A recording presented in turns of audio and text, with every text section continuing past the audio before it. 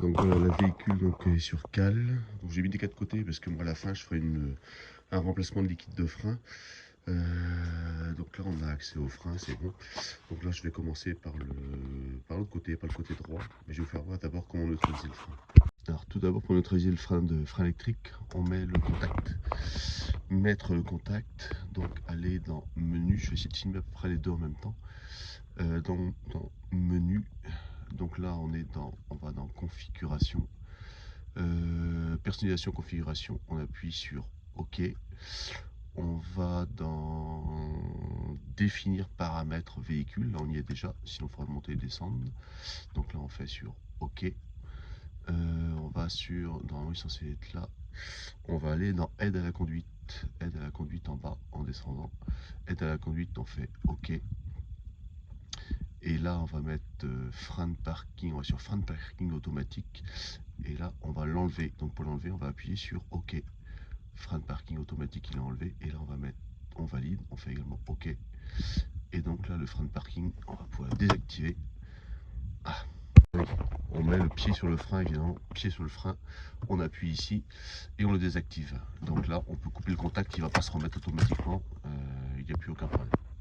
Au niveau du moteur, donc petit réservoir de liquide de frein, soit on met comme bac en dessous ou un chiffon. Mais en tous les cas, on met le petit réservoir à l'air libre pour gérer tout ce qui est débordement et une variation de niveau. Alors tout d'abord, on défait le câble de frein à main. Voilà, là il est connecté. Et donc là on va d'abord desserrer les vis de colonnette, là, vis de 13 ici, et on va bloquer avec une 19 derrière. Donc là j'ai un problème pour dévisser l'étrier du bas, donc clé contre clé. Le petit carré là, le petit hexagone est un peu foiré. Donc là ce que je vais faire avec une Torx, on ouvre juste le petit capuchon là derrière, c'est un capuchon plastique. Et donc à l'intérieur on a une clé Torx. Je vais retirer ce truc là pour envoyer une douille pleine. Donc voilà, avec une T30, donc douille de 30, on peut retirer ce petit truc plastique là. Donc voilà, du coup je peux envoyer une douille normale de 13 et donc ça va être beaucoup plus facile de desserrer. Donc voilà, celle du bas. Donc celle du bas c'est fini, elle est enlevée. Même principe sur celle du haut, on bloque avec la clé de 19 et on desserre la clé de 13. Hop. Donc voilà, celle du haut complètement dévissée, c'est bon. On peut donc la retirer aussi. Voilà. Maintenant il n'y a plus qu'à tirer sur l'étrier. Logiquement il doit venir. Voilà. Donc là l'étrier est sorti. Et idéalement c'est prévoir un petit tendeur. Donc là on va retirer les vieilles plaquettes. Hop. Alors on se rend compte que c'est bien grippé tout ça. Ouais. Hop, on la sort d'abord en bas. Alors voilà. Et on se rend compte qu'il y avait un picot de cassé ici. Je soupçonne un montage pas génial quand même. Donc la première est retirée.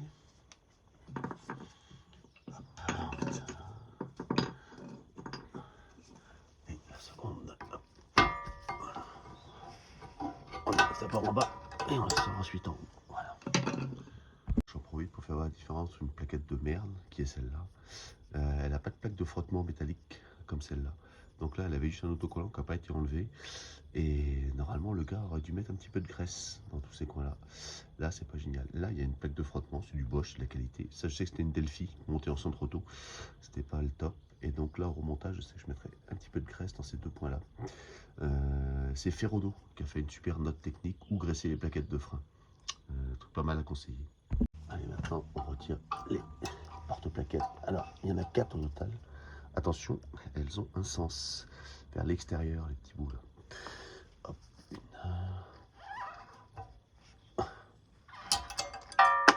La deuxième. Hop. Donc, toujours pareil. Donc ça, vers l'extérieur. Et donc, il y a les deux mêmes en haut. Donc voilà comment elle se présente. Donc les petits elles débordent un peu sur l'extérieur à chaque fois. Donc ça, c'est les deux du bas. Et ça, donc c'est les deux du haut. Donc gros nettoyage à la brosse métallique. Si elles ne sont pas fournies avec une nouvelle plaquette, gros nettoyage à la brosse métallique. Donc l'endroit où les agrafes doit être particulièrement propre, c'est à l'intérieur. L'extérieur, c'est pas trop important. Mais principalement à l'intérieur. Alors, où il y a les glissières. Donc pas hésiter, il y a la brosse métallique. Hop, il va falloir faire les quatre comme ça. Même chose, on nettoyage sur le porte-étrier. Donc là, sur le côté, en bas, en haut, un peu sur tous les côtés, quoi. Tout ça frotte. Voilà. On va mettre un bon coup de nettoyage partout.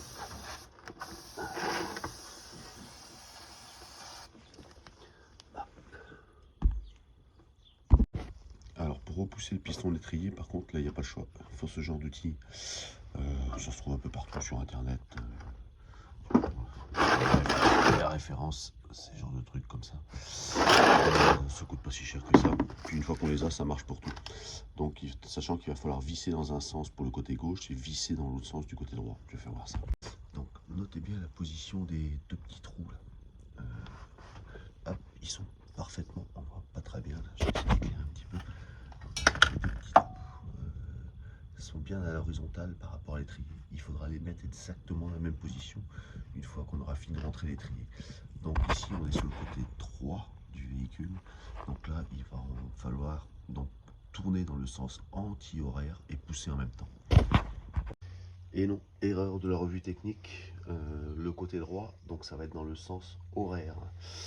Donc on trouve le petit outil qui va bien pour se mettre entre les deux petits trous. La petite contreplaque qu'on vient glisser comme ça. On envoie le tout à l'intérieur. Donc le problème, c'est la lumière qui va se casser la gueule à tous les coups. Voilà, donc là on est pas mal. On desserre pour venir mettre la contreplaque embutée ici. Et donc là, on n'a plus qu'à visser et donc à renvoyer complètement dans le fond. On met un petit coup d'ajustement de temps en temps si c'est trop dur. On relâche un petit peu et donc on voit bien que là, le piston est en train de rentrer doucement. On pense à venir jeter un petit coup d'œil au niveau du réservoir pour être sûr que ça ne déborde pas. Donc voilà, donc là le piston est complètement rentré. Et donc surtout une fois qu'on a fini, on vérifie bien qu'on a remis les deux petits trous bien à l'horizontale.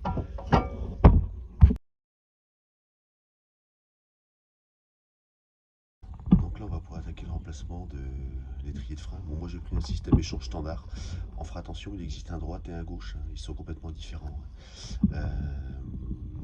Donc on va vérifier le nouvel étrier. Le nouvel étrier donc correspond bien à l'ancien.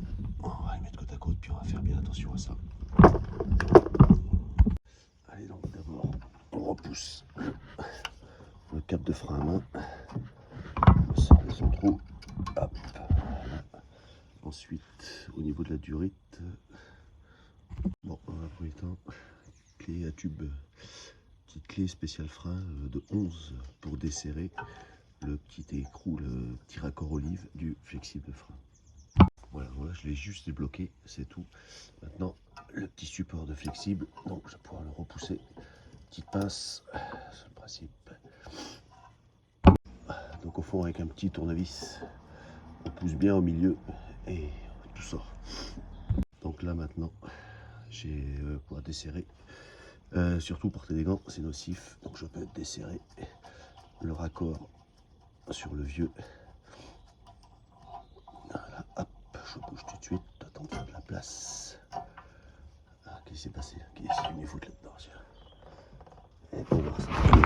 Alors j'ai pris un petit bouchon de purgeur de frein que je vais pouvoir mettre dessus.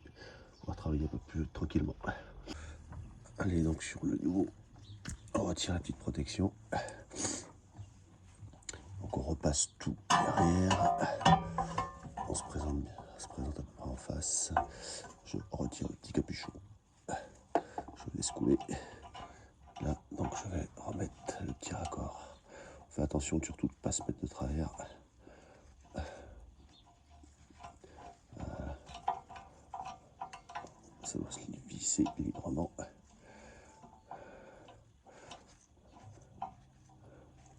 Oh merde.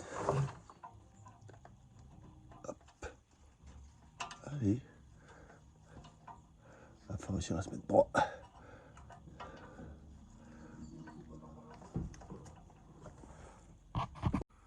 Voilà, donc là en dessous, je l'ai revissé assez à la main. Il va rester maintenant le petit clip à remettre à sa place. Donc pour remettre le clips, on desserre le clips du flexible de frein. Ça s'enlève par devant, là, ce qui permet de repousser avec le petit tournevis. Donc le petit tournevis, on peut repousser à l'intérieur. Et donc du coup, là, ça va rentrer tout seul. Voilà, donc je l'ai remis. Du coup, on repousse maintenant le petit truc intérieur. Et donc maintenant, on peut remettre le flexible de frein. Voilà, tout est fixé. Et je vais pouvoir bloquer du coup l'écran en dessous. Voilà, donc là, j'ai bien resserré. Et la petite clé de 11 à tube, j'ai bien resserré le petit raccord d'huile. Je vais pouvoir maintenant remettre le câble de frein à main. Pour remettre le câble de frein à main, cette petite bague noire, là, on fait attention de bien la fermer juste avant qu'elle passe la petite pièce métallique. Là. Quand elle est de l'autre côté, on la pince un maximum, on la ferme un maximum et elle rentre toute seule dedans. Et après, dès qu'elle passe, elle s'élargit, c'est pour bien bloquer le hagen. Bon, allez, nettoyage. Là, des têtes de collet. Hop, on va changer un peu la vieille graisse. Donc, nettoyant fond aussi, on va enlever la vieille graisse. Hop, on nettoie ça nickel. Et ensuite, donc, il y a de la nouvelle graisse qui est comprise, qui est dans le kit des étriers. Hop, voilà. Donc, on en étale bien partout. Hop. Tac. Et donc, on remet dans le petit soufflet. Hop. Tac, on pense bien au fond pour que le soufflet se remboîte. Donc, même chose en bas sur le principe. Alors donc là, on va pouvoir remettre les petites plaques métalliques qui ont été bien nettoyées. Donc sur le principe, la petite patte là va toujours sur l'extérieur. Et là, il y a un petit truc qui est prêt à accueillir un cube. C'est pour le petit cube qui va donc sur le support d'étrier. Donc là, sur le principe, hop, ça se remet en lieu en place. Et on va y mettre un petit coup de marteau. Deuxième du bas, hop, donc c'est pareil, la petite extra plaque là, qui va vers l'extérieur. Et donc là, on vide bien le petit cube qui est là, un petit cube métallique. Là, on va venir se mettre dedans. Hop, tac, et voilà, un petit coup de marteau aussi pour vérifier derrière, mais sachant que normalement, une fois qu'on a entendu le petit clips, c'est bon. Donc il reste les deux du dessus là à mettre exactement le même principe. Donc voilà, les 4 plaques sont mis en masse, les 2 du bas et donc les 2 du haut. Donc maintenant, on va pouvoir remettre les plaquettes. Donc là, au niveau de graissage des plaquettes, donc ça c'était l'ancienne plaquette extérieure et ça l'ancienne plaquette intérieure où on voit la trace du piston. Ferrodo, ouais, comme je disais, a fait un bon document là-dessus. On peut graisser à cet endroit-là. Donc là, je vais mettre un petit coup de graisse à cet endroit-là et un petit coup de graisse à cet endroit-là et à cet endroit-là sur la plaquette intérieure. Et bien sûr, petit coup de graisse habituel en haut et en bas. Donc évidemment, oui, une graisse cuivrée qui résiste à la chaleur, pas n'importe quelle graisse. Donc là, la plaquette extérieure, je lui en ai mis un petit peu là, un petit peu là. Et également sur la tête et en bas, au niveau des 2 pointes. Et idem sur celle-là, j'ai recopié la marque de celle-là. Et graisse cuivrée en haut et en bas au niveau des têtes. Allez hop, on commence par la plaquette extérieure, c'est qu'elle est les 2 marques. Donc on va l'enquiller par en haut d'abord.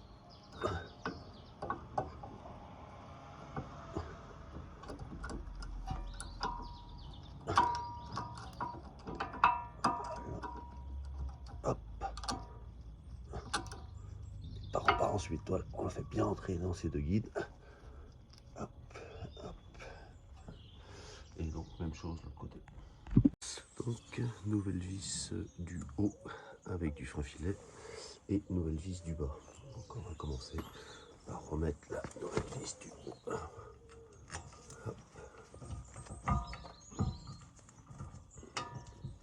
Faut qu'elle trouve sa place et on remettra celle du bas aussi. Voilà, donc là, je viens de resserrer celle-là. C'est un bon coup de serrage, contre-clé avec la clé de 19, combo démontage. Idem pour celle-là, donc bon serrage avec contre-clé 19. Remettre le câble de frein à main. Donc on repasse en dessous, on le remet dans sa position ici dans sa gorge. Et donc là, il me reste la petite pièce à remonter avec la Torx. Voilà, donc petite clé Torx de 30. On va mettre ça en place, ça va visser comme une bête. on referme le capuchon et c'est bon. Donc remplacement liquide de frein, là c'est 4 Picasso phase 1. Donc là le véhicule est sur chandelle, 4 chandelles, les 4 roues sont enlevées. Sur le principe, le purgeur d'air à l'avant se trouve ici. Donc là j'ai déjà enlevé le petit capuchon. Le purgeur d'air à l'arrière se trouve ici. Donc là c'est pareil, j'ai déjà enlevé le petit capuchon qui se trouve là. Donc là le bouchon est déjà enlevé. On va faire le plein. Voilà, donc le liquide de frein, là j'ai pris un bon litre. Sur le principe, c'est du DOT4. Donc je vais utiliser la petite bouteille de remplissage permanent, je vais vous expliquer après pourquoi. Donc là, la petite bouteille, tête à l'envers dans le bocal, la vanne est ouverte, prêt à remplir. On passe de l'autre côté, au niveau de la purge. Donc on va commencer par la roue arrière droite, la plus éloignée. Donc voilà, ça c'est le pistolet qui est raccordé sur le compresseur d'air. Et sur le principe, c'est un système Venturi, donc un système à vide. Donc ça nécessite par contre un compresseur d'air, ou sinon de toute façon à la place il suffit d'appuyer sur la pédale de frein. Et moi comme je suis tout seul, ça m'aide bien ce petit truc là. Donc là on met ce truc là à la place. Donc là on vérifie qu'on est bien au niveau max qui est ici. Hop, on referme le bouchon et on pourra démarrer. Donc voilà, là je viens donc de démarrer. Ce que je vais faire, je vais mettre le frein à main 2 ou 3 fois. Laisser desserrer. Je vais faire cette opération là 2 ou 3 fois en laissant la pédale de frein libre si possible. Voilà, donc là c'est bon. Je n'ai plus qu'à retourner dans le menu. Donc menu, je vais faire les deux en même temps. Configuration, définir les paramètres du véhicule, aide à la conduite. Et là je vais remettre le frein de parking en automatique. Ok. Donc là voilà, il est remis en automatique. Donc je coupe le contact. Hop. Je mets le contact. Je démarre. J'enlève le frein parking. Et il n'y a absolument aucun défaut. Voilà. Et donc surtout à la fin, on vérifiera bien son niveau de liquide de frein. Donc il doit être compris entre le maxi qui est ici et le mini qui est à peu près, enfin le niveau moyen c'est à peu près entre les deux réservoirs. Au niveau de la jonction des demi-réservoirs. Voilà.